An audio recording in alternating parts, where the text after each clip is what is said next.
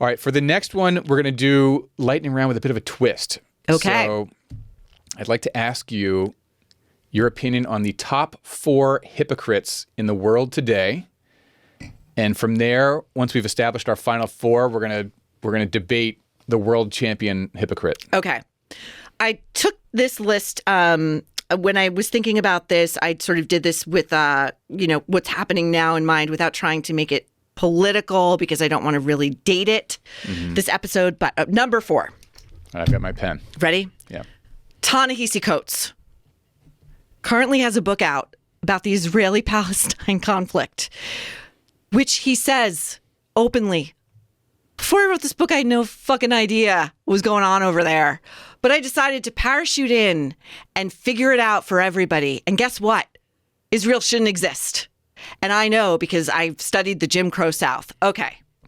Then he goes on CBS and is interviewed by Tony DeCopel, who pushes back and says, hey, what about this? What about this? What about this? What about October 7th? Let's talk.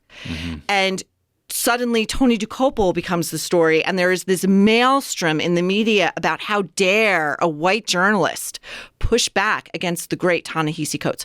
If Ta-Nehisi Coats had the courage of his convictions and was a true provocateur in the mold of, say, a Christopher Hitchens, who I miss very, very much and wish was here, he would have gotten out front and said, hey, let's debate. I did an interview with this major network, and I'm putting out some provocative ideas about the probably most controversial geopolitical issue of our time, of modern history.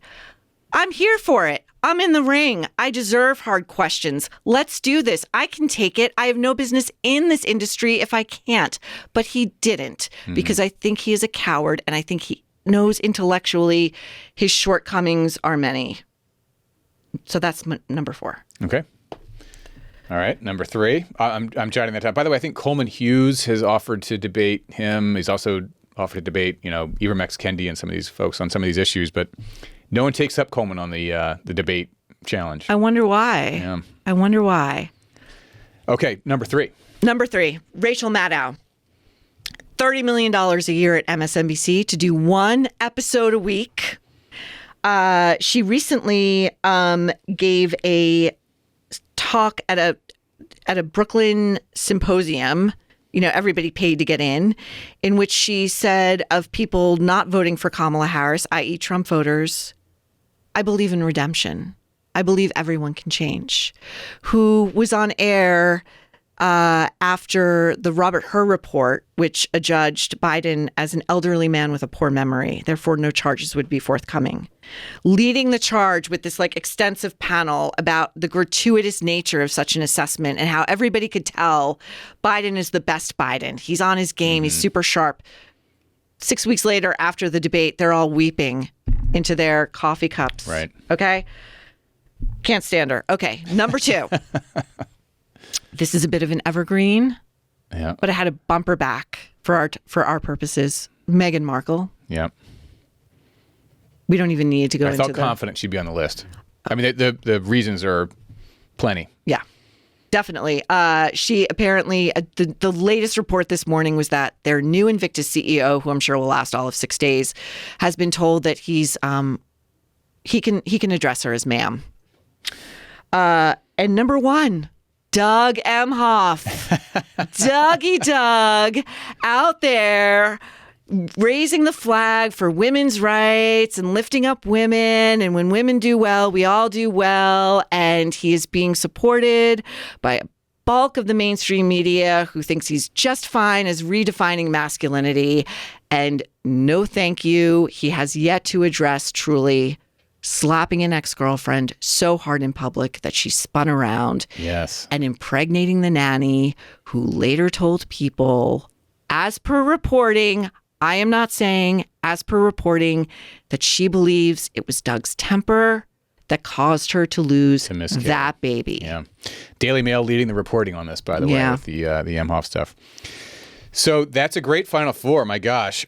I have to add, I'm glad Meghan is on the list. I assume that would be because you've written so many columns that are so magical to read on that topic. Thank you. My God, so good.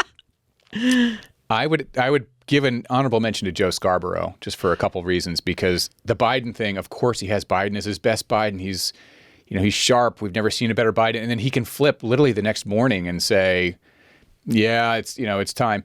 And then, but the coup de grace with Scarborough and Mika, maybe they're a tandem, they can share a spot in the honorable mention, is Trump.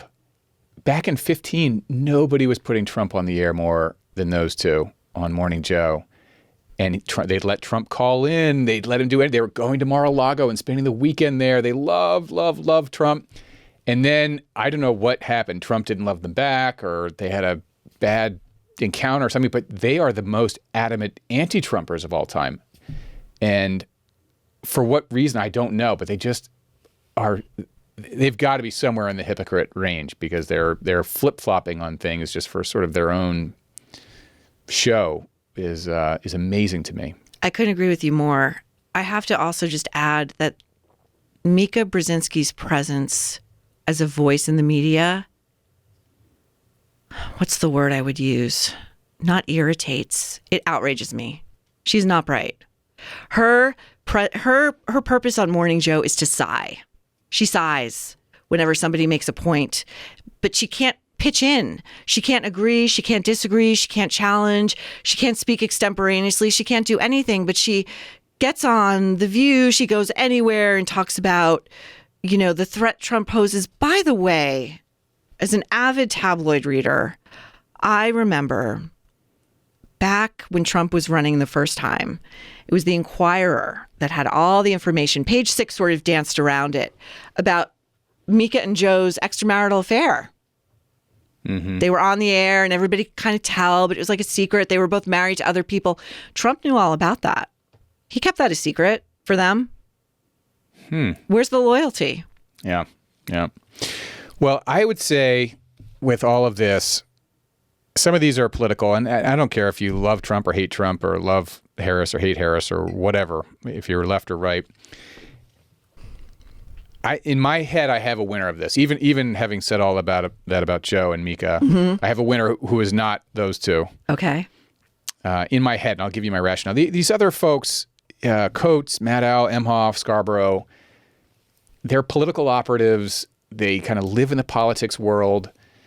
They, I don't know. In their heads, they have sort of a true north of where they're going. And they've cut some corners, and I think lots of politicians and people in that world do. They've done it in the most egregious terms. And I think they must know they're dishonest in some cases, for Maddow to go out and do the Russia thing over and over and over again, then it's debunked.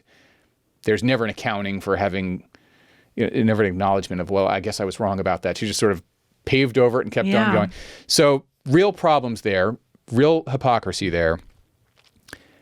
But nothing can top Meghan Markle. I mean, she doesn't even have like a political ambition that she's trying to protect or preserve. I mean, Maddow genuinely believes that voting this way, persuading people to go this way is better for the country. I'm sure she believes that's the right thing for the country. And I think I don't know about Emhoff. I don't really know anything about that guy other than, the slapping around thing that the Daily Mail has reported on.